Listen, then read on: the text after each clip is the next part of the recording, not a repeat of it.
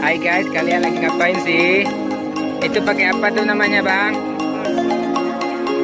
Popok ya bang ya? Cara pemakaian pampers yang benar dan baik, biar jangan putus di tengah jalan.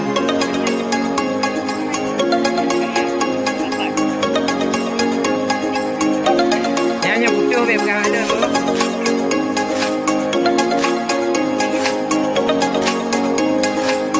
Jadi goe depan doang.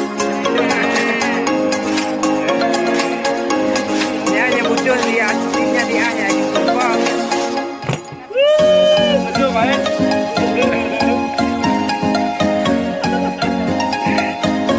Udah sampai. Si Nanda udah sampai katanya, baru pakai helm doang.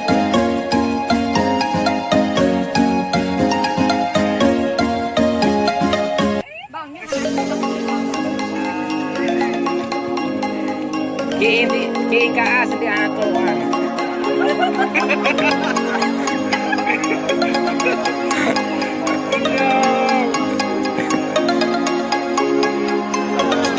Ada ukuran L bang kan? XL, XL. As, beras, lihat. Kau bukan beras, XL.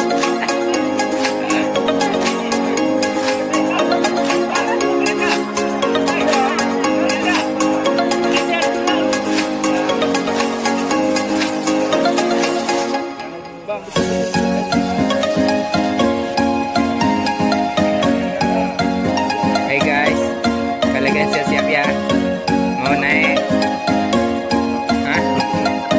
Mau naik apa tuh?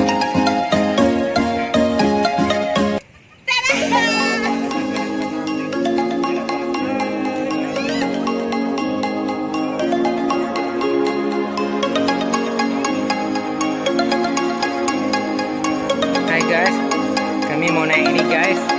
Aduh guys, takut guys.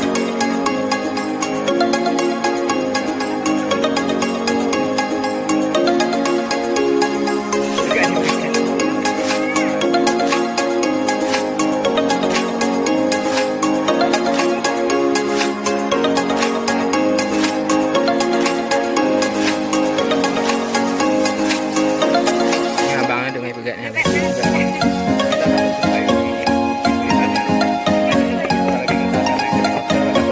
Harus siram kan?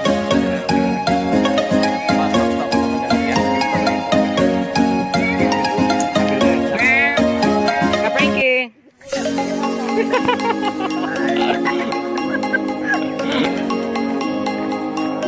Tuh si Ari udah siap-siap mau terbang. Si Ari.